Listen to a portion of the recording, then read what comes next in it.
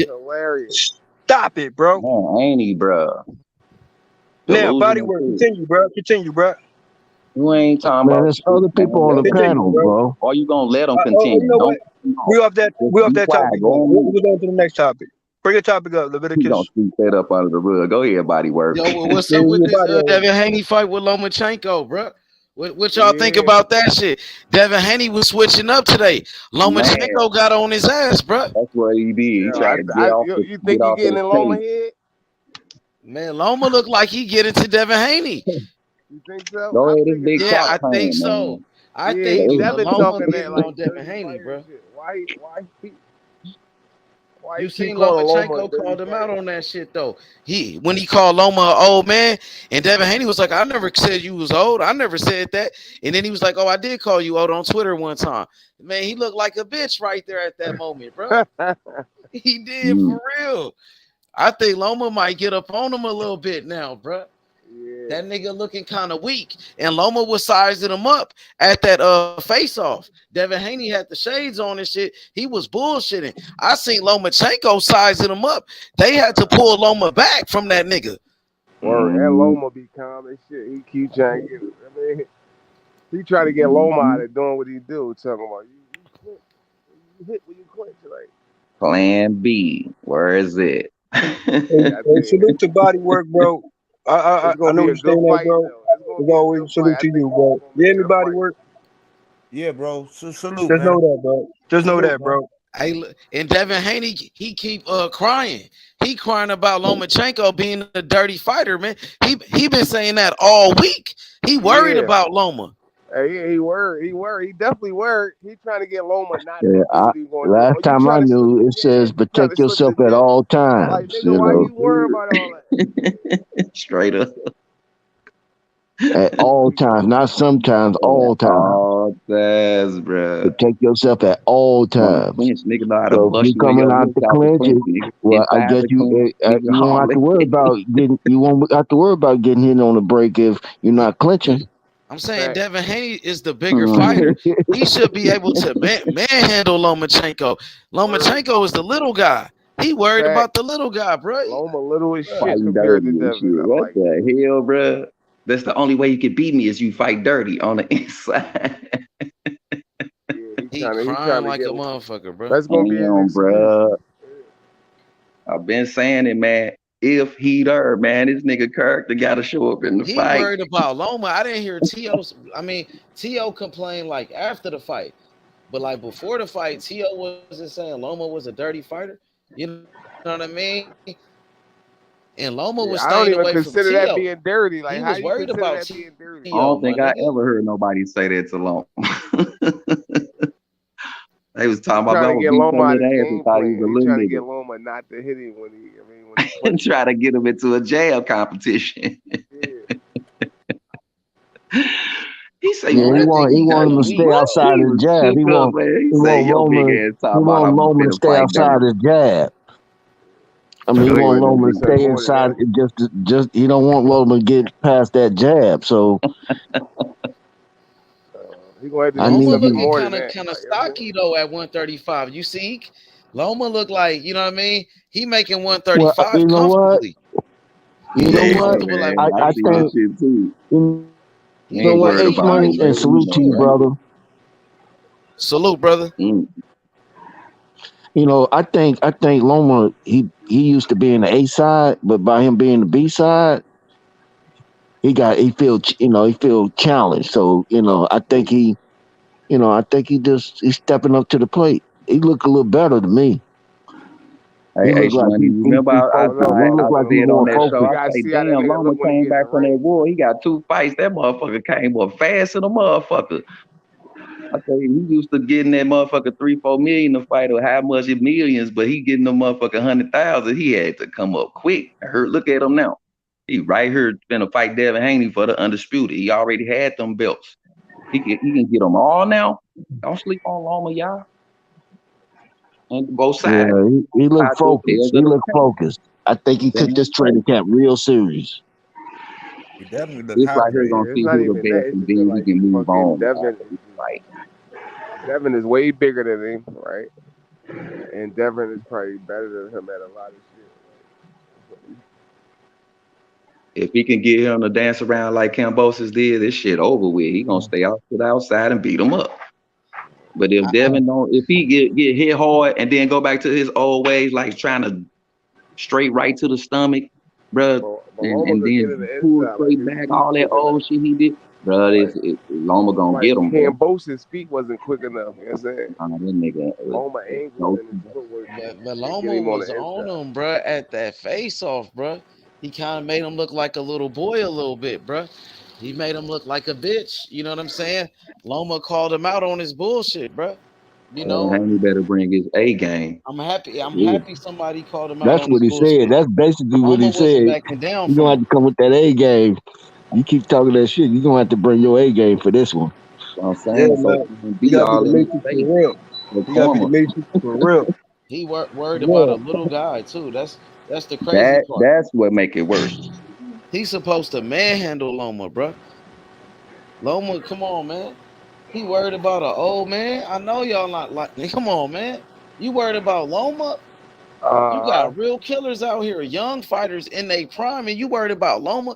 And I noticed Loma said something at that face-off. He said if Devin Haney, if he goes up to 140, he said, I don't think he will fight top fighters, the champions at 140 right away. And That was Devin a Haney was fact. like, oh, I agree.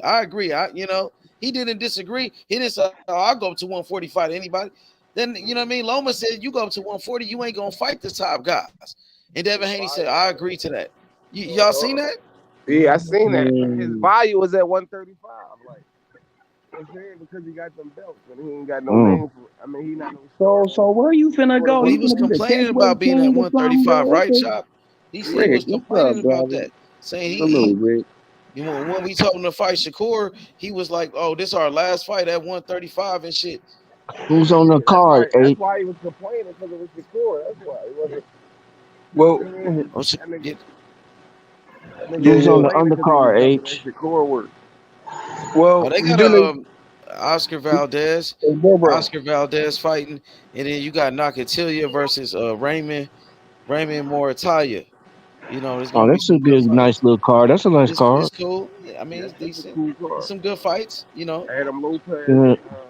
Yeah, Yep. He get Blue for Nose. me. He Adam Your get birthday Lopez and Oscar tomorrow, ain't it? Valdez rematch. That's a rematch.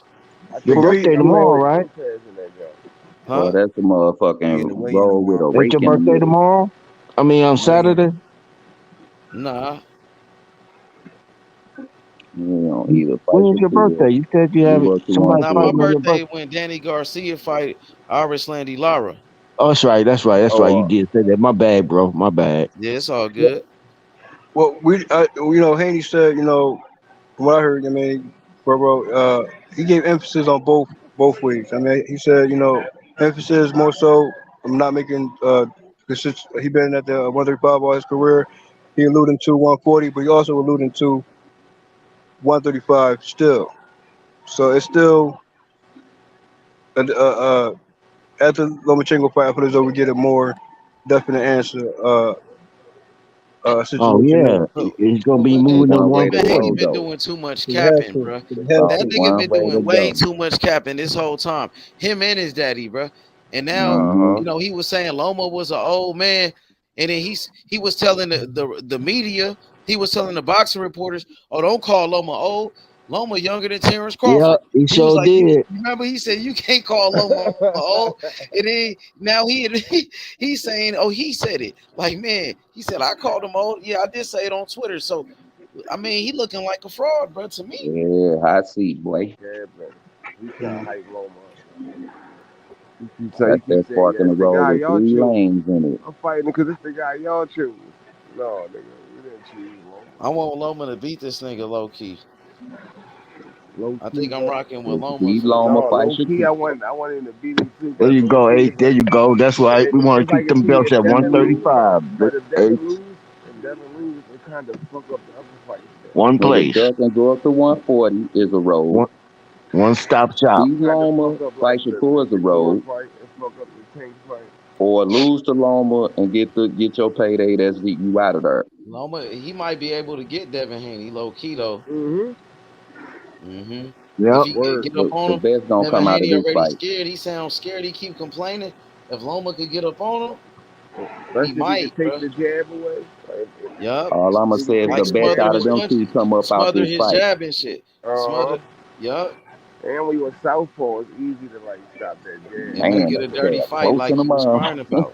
Get up on him. He could parry the jab. You know what I'm saying? Had that You nigga gotta Man, complaining to the referee and shit. Devin gonna have to do Confused a the nigga. lot more. I think Devin gonna walk him down though. uh, It come down to who I feel got he the gonna better try to walk him backhand. down. not on the back foot. He gonna try to walk forward against Loma. I mean, with the big man tag to work at 144 Haney, I mean, if you go, I wonder how the Taylor and Tank Davis fight will go compared to Haney and the Taylor fight will go. That's something to be mindful of going forward. You know what I mean? Just saying, mental note when it comes to this boxing talk. You hear me? Loma not as good as on the back foot as he is on the front foot.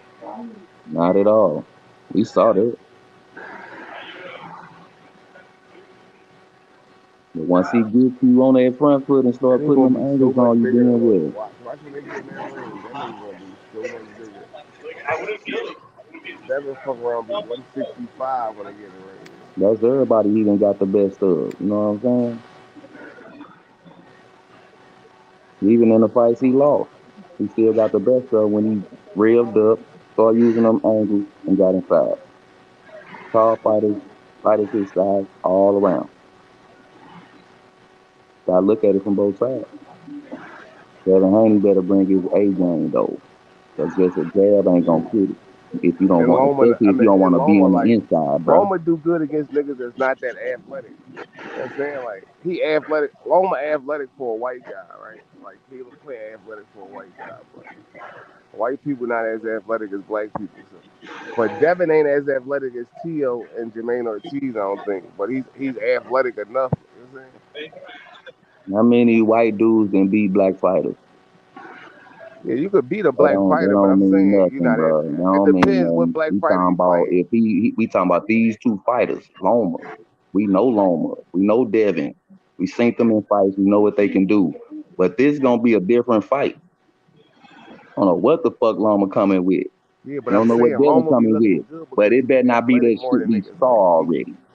You know what I'm saying? You can't wait had 6 an rounds advantage and over just Devin. jump into the fight, and you can't just be running around with no motherfucker jab and get caught on the inside. Oh, yeah. He gonna have to do something else. That's why I think he's gonna come forward.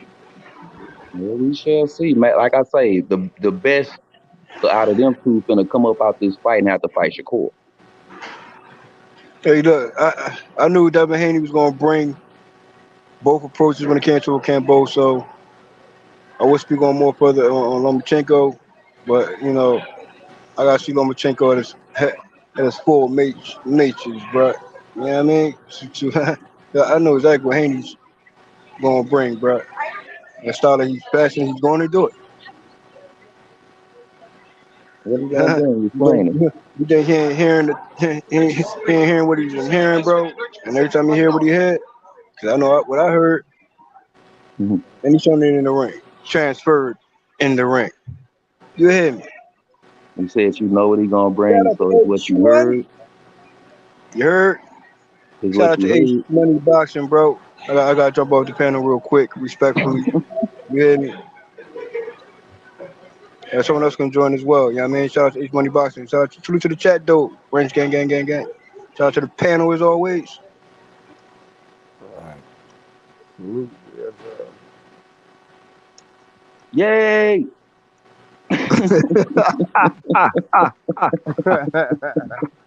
Hey, but Hebrew, did you understand what I was saying, man? Man, listen, yes, body sir. work. Talking the truth. JFL, he be trying to cut you off. I was hearing everything you was saying. That's why I kept saying I ain't doing that. It's checkmate already. He couldn't answer, bro.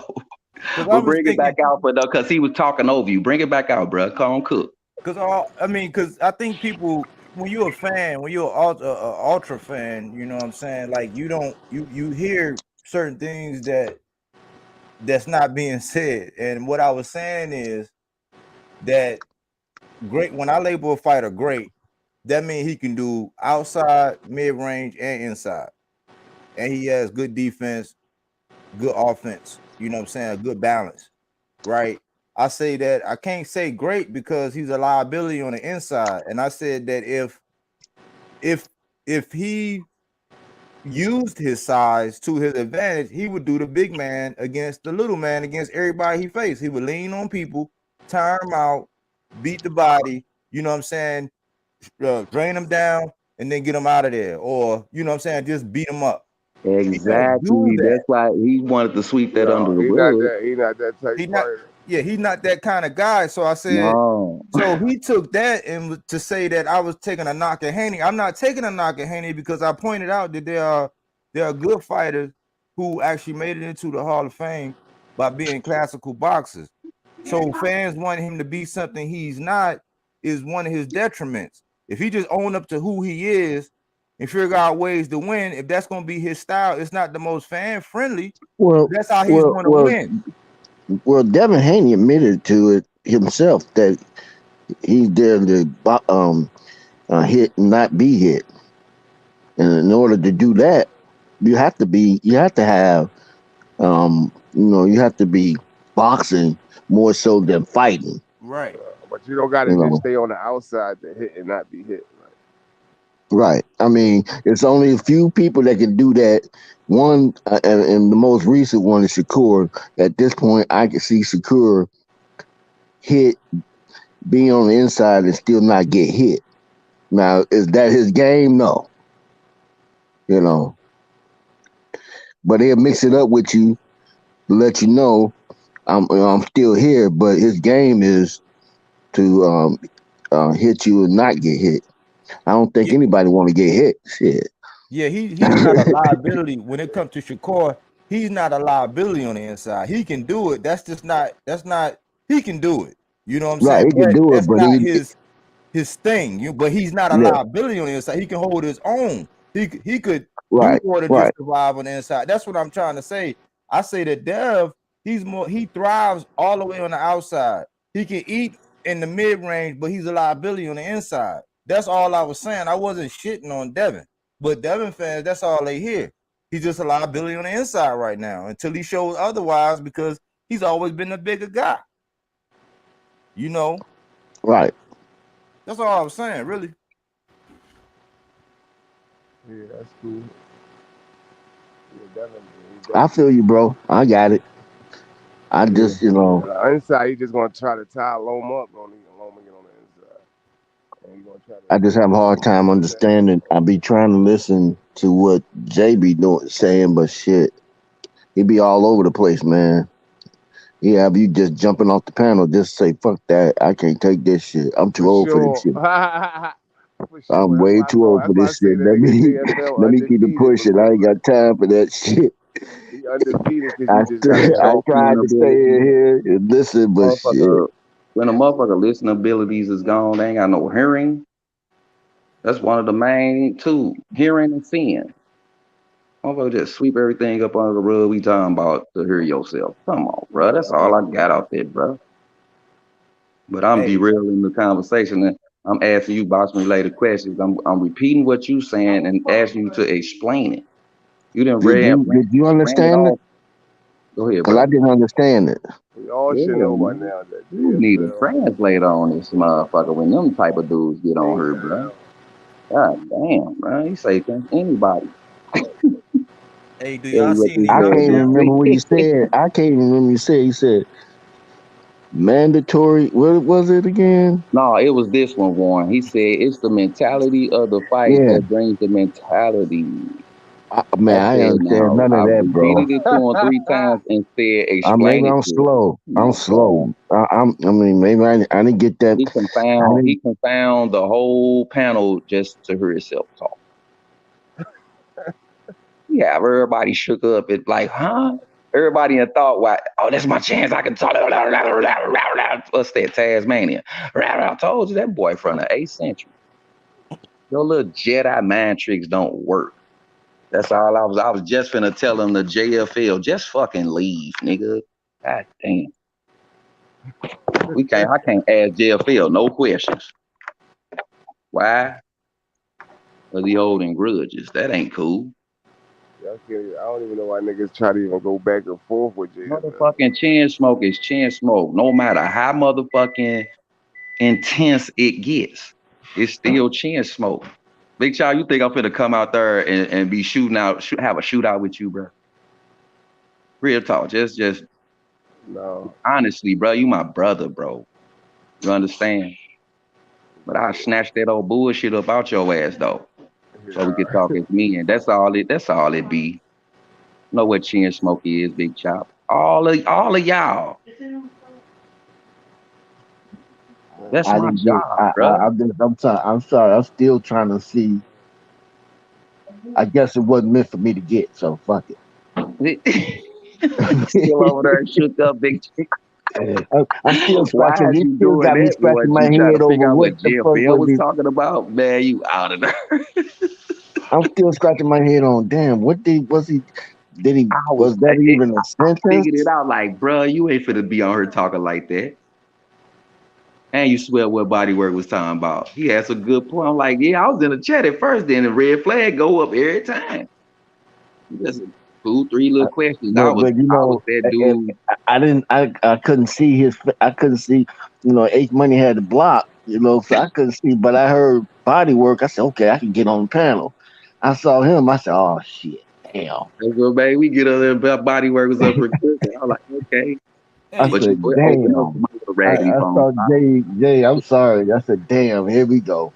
Damn. We ain't Man, gonna get no. JFL saw We ain't me gonna get get on no the kind of and conversation just in went this left. motherfucker. Let me tell y'all what it Go was, ahead, brother. bro. Go ahead. Let me tell y'all what it was. Like when I use the Golden State analogy, that rubs some people wrong. But when I use the Fury thing, it rubs some people wrong. Then I had to go to another example. But it just go to show that when you bring up certain fighters, regardless of the example, it's not the people, it's the example. It triggers something. I got it. I It got your triggers something. point. You know what I'm saying? It Yeah, triggers I something because felt that too. I it wasn't understood about off whether top. you go for Fury or whether you go for Wilder. I'm just saying that the bigger man, he used his asset to lean on Right. the man. You know what I'm saying? As the bigger I man. understood your body work. You ain't gotta explain that shit to us. We understood everything you said, brother. I was just trying to motherfucking squint and trying to listen hard, no motherfucker, to what you was saying, cause bruh was just all over the place. It is cool though, man. I got you. That's why I was like, don't say it again, man, cause you did have some good points, man. The man, we that inside fighting, he told us that ain't what he want. That's just not what he do. That's not his bread and butter. Right. He Just said like he you don't said, want he that. do it. That's dirty fighting. Right. He gets on. If he gets caught on the inside, he's trying to get out of there and survive. And clinching is how he does it. So I want to ask y'all, what y'all think about Ryan Garcia? He training with Derrick James and Earl Spence and Anthony Joshua, Jermell Charlo, and Frank Martin. That's a fact. I told you, training H. with them. I told you, PBC gonna try to get him for 2 fights, bro. Training with Derrick James. Ace Money. He training with Derrick James now. Oh damn, that's what's up. The thing I see Yeah, about they that Ace Money trying to is get him. he finna have some fucking feet now. If it's like that. So just add some feet to Ryan Garcia. And he gonna be more defensively responsible. Mm-hmm. You know what I'm But saying? I think they trying He to. just I need think to be more they technically trying to put him sound. in a stable. It's not They're trying to necessarily get him for at least 2 fights. he At needs to least be 2 more fights. technical. Who would? Nah, I think that nigga still gonna be with Golden Boy. He's still gonna be with the No, it's gonna be just how it's gonna be. It's gonna be Ryan and Rolly, and then Ryan and Tank. I'm What telling I'm you. saying is, You know what this remind After me of, Pitbull y'all? Cruz. When Ryan Garcia is still signed to the zone though. Yeah, Tank gonna get Pitbull What you Cruz, say? and then it's gonna go a rematch with I Ryan. said Ryan is still signed to the zone. Like he's exclusive to the zone. No, with it, panel. C-Town, no, what's I up thought with it it? was with I thought Ryan was with shit Oscar. Okay, brother Boston. Salute, He brother. with We just Golden He's want Boy, with the but zone. he got an exclusive deal with the zone though. Like where he got to fight on. Yup. How long is that? I don't know how long it's for, but I know he was talking about getting rid of him. I know everybody was saying that he got rid of his trainer and he going I he like called it out though. he can't get Oscar out that. too. I remember when he was on the Duno fight, like he had just like recent, like he got Well, an he extension got a with nice Golden Boy. paycheck. He can probably buy himself out like Floyd did. Shit. Let me see, how y'all feel about that Derrick James Golden shit, Boy man? ain't letting him do that. That That shit was breaking news, Derrick brother James on the Boston. squad. I can't lie. That nigga Derrick James on the squad down there. I That was can't hear breaking you. James, news. what? I said Derrick James on the squad down there, bro. He got Anthony Joshua. Yeah, that's what He got happened when Earl you got Spence. He winners. got Charlo, and he got Ryan Garcia down there. Yeah, when you got winners or your fighters winning or whatever.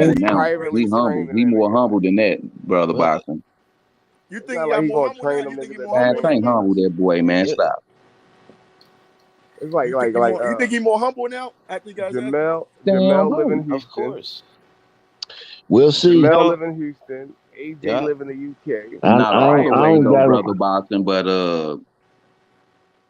that bow down looking up at the real king was some different shit. It hit different. I think it did. Now y'all E-Town been over there waiting, man. New man on the, let him go, man. Go ahead, E. You there, brother? All right, y'all continue. Yeah, I'm just. Yeah. I just want. But this gonna be interesting though. Like this shit gonna be interesting, man. Man, I'm telling you They what. not like I'm they telling you train what's at the same happening, time bro. though. They gonna beat his ass into shape. It's not like Ryan. I don't know if Ryan moved to Texas. Oh, damn, You gonna boy. take I it? don't know. He was You talking about know like he in the gonna have to take podcast an like a ass few whooping. He years gonna have to ago. take an ass whooping. Hey I know in the man, Cause hey, right podcast a hey few now, years Warren G, ago. stop watching colors, Coming for man. that This is smoke, not Warren no G. game, bro. That's not for the rush them I'm just in, saying he brother. gonna have to take an ass Joe whooping, ain't man. fighter, bro. The man's too arrogant. I'm You know, saying. he's It's not too. gonna be Want like You that that. know, he's smoke too with Terrence pretty. He's too Crawford. pretty. Damn, But man. Boots want that smoke with Terrence Crawford, Warren.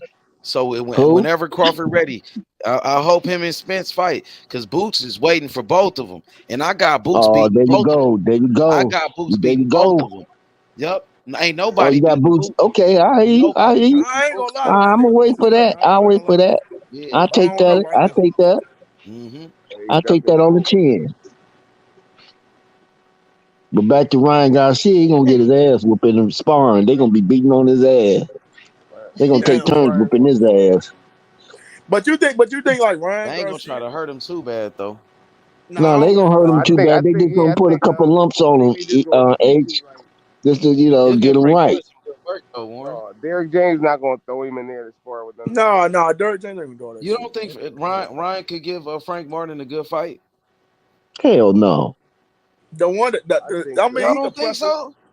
He I gonna think press I it No, so. see up. Romero He can Duno go. hitting Frank he ain't Martin with got some that. shit in they Nah, fight. he can get Frank Martin. Nigga, I think y'all gotta so. go back Best. and watch Frank Martin versus Romero Duno. Niggas be And Ryan prisoners of the Garcia knocked out moment. Duno in one round though. Niggas be prisoners of the moment. Each like so niggas see Ryan Garcia last Okay. fight and then they see Frank Martin Yep. last Okay. fight. And that was But against Ryan don't want it like Frank. You know what I'm saying? Ryan don't really want it like him, bro. So you don't think Ryan got a chance against Frank? And if they spar each other, He Ryan don't. can't give him no good work. I guarantee you, they gonna have to break some bad habits off of him, man. And the best way to do that is to get in there sparring, be beating on his ass No, you until gotta he start teach him breaking before out you of even that throw him them in there. old bad You gotta habits that he teach him got. technical shit before you even throw him in there. Like Derrick The James is potential is there. The potential's there. He's still young enough to So change, but you can't. You trying to teach something. You can't teach something some good foundation. Sometimes you just have to tear down the house and rebuild from the ground up.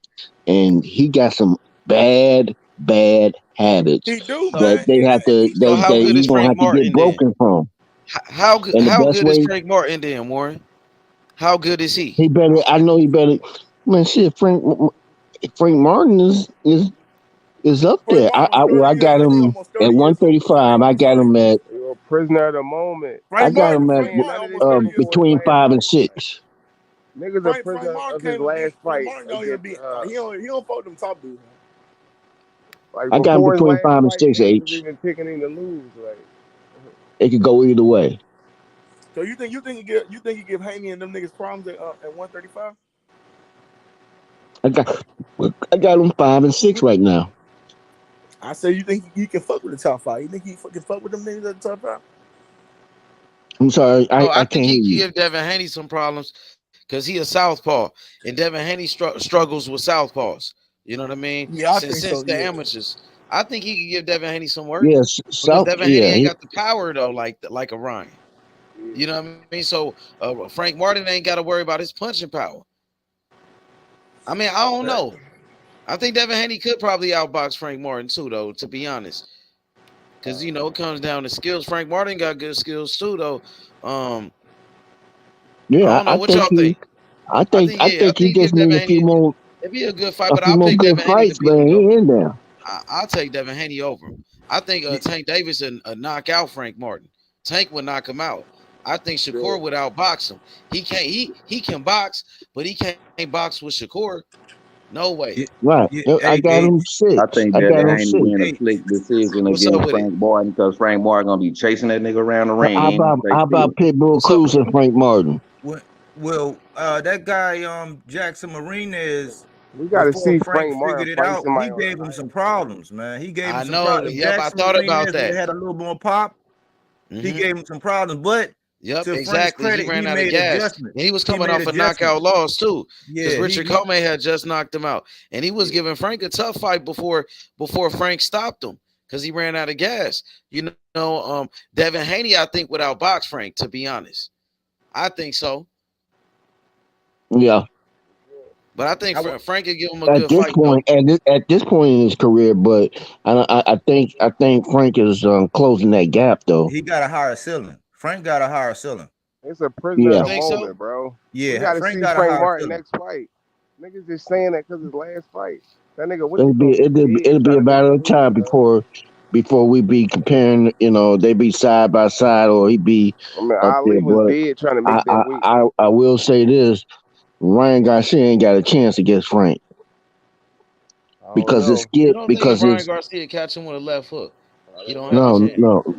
man. But I that's think Romero you have to Luna hit understand. Frank Martin with some But shots, bro. Frank Luna damn Frank near buzzed Frank Frank got Martin in the fight. Frank got he got a better foundation than Ryan. Ryan is What only you gonna look be like, this looking for nigga? Right, like that one the punch. level of fights that Frank Martin was fighting, the competition that Frank Martin was fighting, Ryan was sparking them niggas. Ryan's lazy, Like man. Ryan was And he sparking the need to be same niggas broken that from that Frank Martin was shit. fighting. I don't Like know. I'm not finna put him up there. Ryan lost to a top fighter, like, and fucking uh, what you call him He, has a for the he top went over fighter. there. He went over to Frank James to Martin get has a his for ass the top fighter broken. yet. You have to be broken, man. I remember when I went to basic training, they broke us from our bad. The reason why you go to boot camp is to be broken from all that street shit. What I'm saying is, all Ryan gonna do, if Ryan still fight the level of competition that he was fighting, he's still gonna spark them niggas. My uncle told me that shit get your ass killed on the field, bro. Straight up. Yeah, yeah. Watch when Ryan come back, he sparked the next nigga. Long as it ain't like a So Devin, you long as have he to be ain't fighting the ready. You top have to, competition, he gonna if spark them niggas. he wanna get to elite status, if he want to continue to fight elite fighters, he gonna have to be broken. Who was elite And fighters I though? don't Like see him doing it on his own. who was So elite I figure they fighters? gonna whoop his Who do you ass claim until elite fighters? he submit. Who was that? Who was that though? Like who was the You elite gonna fighter? submit or you gonna quit? Which one you want to do? I'm saying Warren. Who was the elite fighter? Who? I'm saying if you're gonna continue to try to fight elite fighters, like Who? if you're gonna be facing like people like Like Shakur, Tank. Shit. Tank, uh, um, Devin, shit, he at 140, You right? don't have to fight them guys, How bro. Gotta about bring his A game. That's all he's You saying. don't gotta fight them guys. That's what I'm saying. Like, huh? of course, I don't give a fuck what happened. I can't hear you for some reason, bro. I don't give a fuck. I don't give a fuck who. Like, it don't matter what happens. He's not gonna be able to beat Devin, Shakur, or Tank, and that's cool I though. Like, understand, you but don't you want gotta to be be able to beat them competitive. That's guys to all be I'm a good saying. fighter. No, wait a minute. I didn't never say he going. I said if he want to continue to fight those guys. You Didn't can say fight those that he's guys and gonna lose. win. Like that doesn't mean nothing. No matter what he do, he can't beat them guys. So like, if he just fight Okay, we all the hear rest that, of the big No, guys, shot. but Listen to what you he's saying you don't though. want to. Listen to what he's saying though. He's saying if he gonna keep on trying to buck up and fight these elite fighters and not bring his A game, we're gonna see that same result. Same shit you that saying, was his big shot. A game. That was Well, his I A ain't say game. the A side, big shot. I said his A No, I'm game. saying that was his A game. Like that was his A game. He just well, I can't mean, beat you might those as well guys. just Those The go are ahead plan special B, fighters. and the go back to plan B, Marlon he came then. with that plan Yo, that B go for shit, nigga. anybody, That wasn't no anything, A Clan. Those game. are special fighters. Like it's certain fighters that are special. We only think those guys can beat each other. So So who you got him beating at 135? he could beat a lot No, of this is people at the deal with 135. 140. Who you got him beating at 140? He could beat a lot of I mean, people at just give me 140. somebody, bro. That's all. I don't know. I don't know man, but Right. anybody. I don't know either. That's what I'm saying. Well, I'm saying he You could beat know, anybody at 140. He don't have to fight the top guys like the Josh Tellers Ryan can again, beat like the who can beat Regises. anybody at 140? Yeah, he could beat a lot of people at 140. Who? Ooh, this I one. don't Name me know. one, because I don't I know. can't Who think on would we talking about can beat anybody at Let 140? me put some names out there right quick. I'll pull up the little You gonna pull up the 140. top names. Yeah, I'm gonna pull up the. No, I'm not. We're not gonna even mess with them. We're Good. gonna mess with some other guys. Good. Hold on. The nigga that Rolly just beat, he could beat him.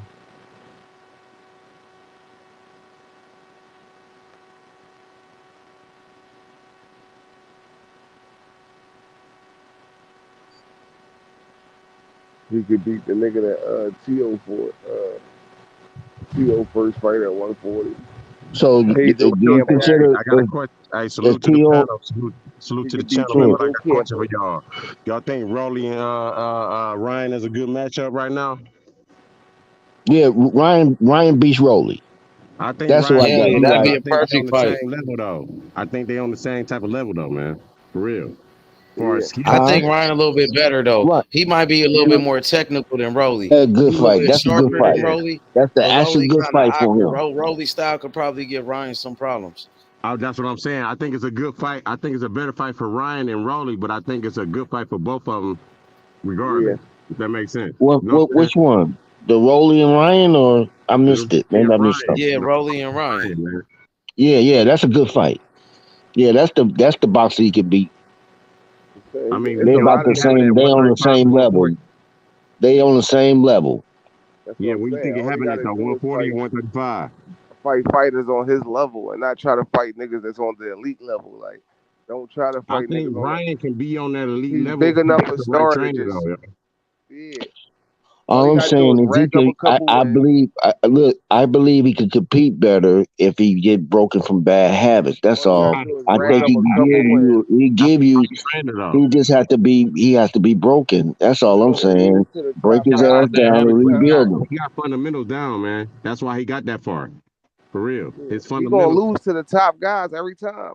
And there's Yeah. nothing wrong with that though. Like, there's nothing wrong with losing to Well, the I top. mean, James could probably get a little bit more out of him, but again, when you got top trainers training you, you're not listening. But what I'm saying, if God was You to have to train be him, if broken from God was that. to train Ryan, right? If God was to train Ryan, right?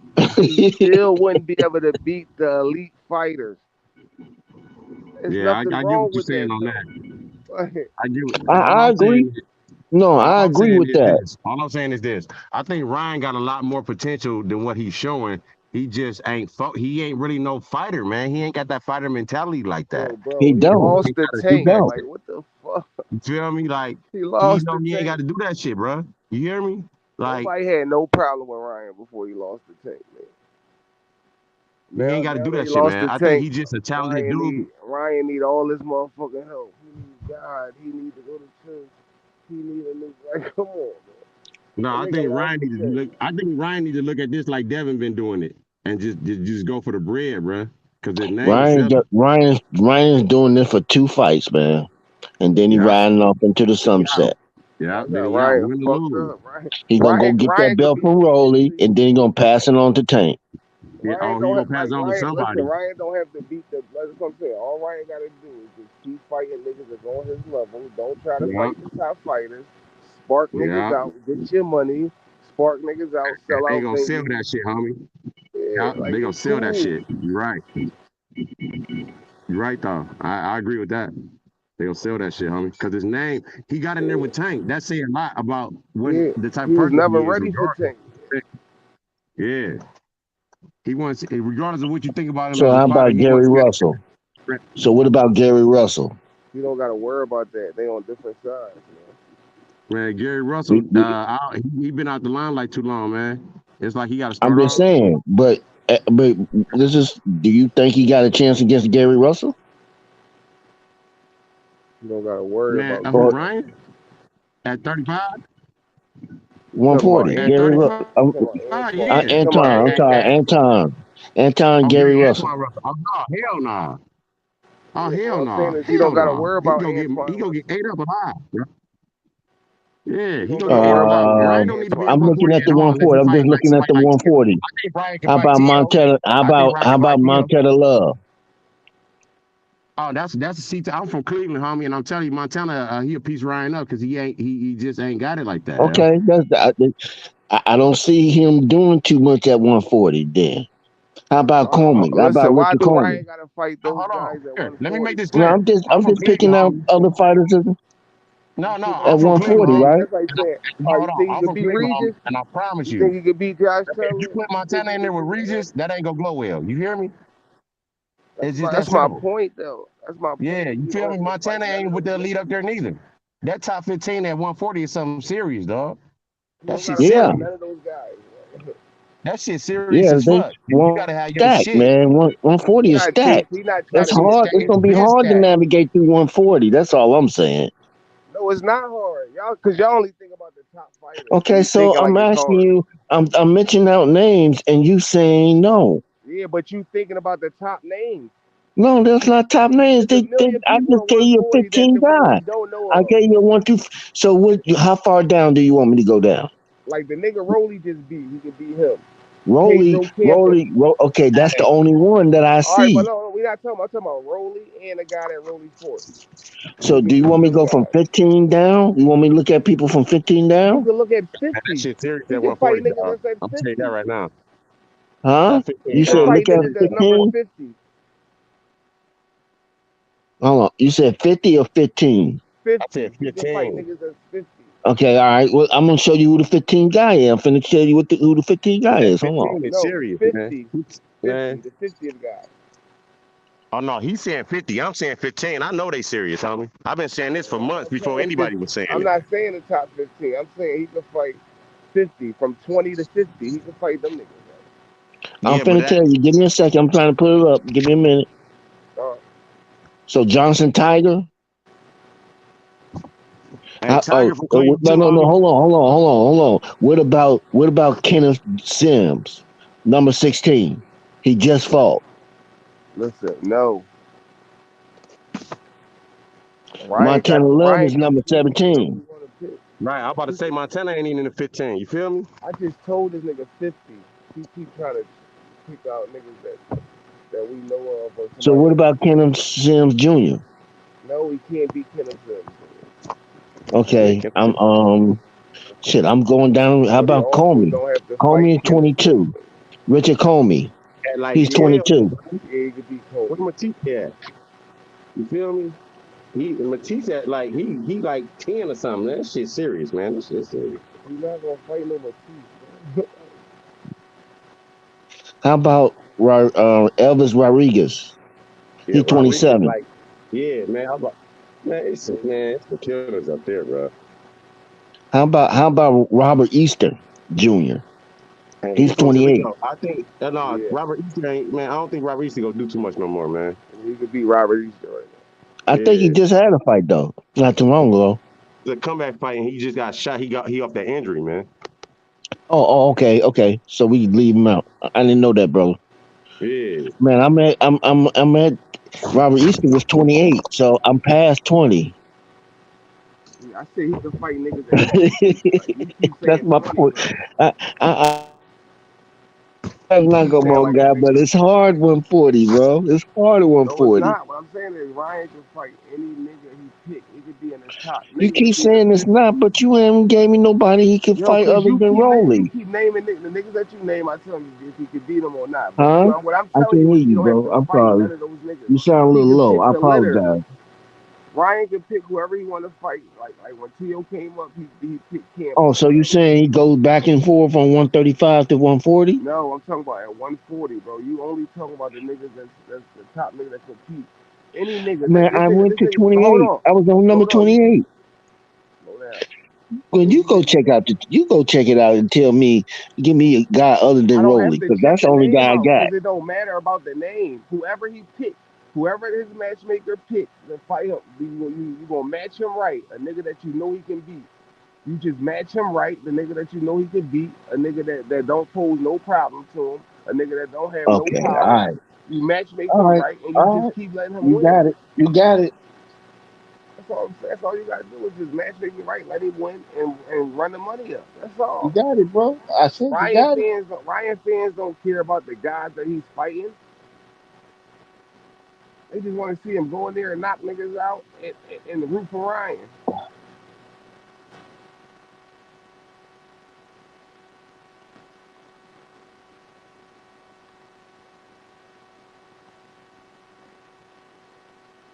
They run his bands up, and then when you done with the nigga, or when you think he gets on that level, if Ryan himself knows though he can be the guy, that's when he's gonna go into a fight. But if it was up to Oscar and them, he would have never won in that Tank fight.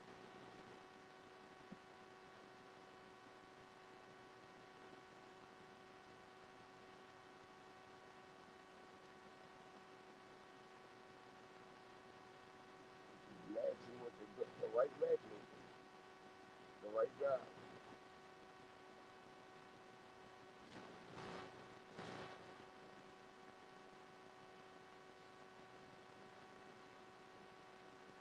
H, what it do? Everybody left.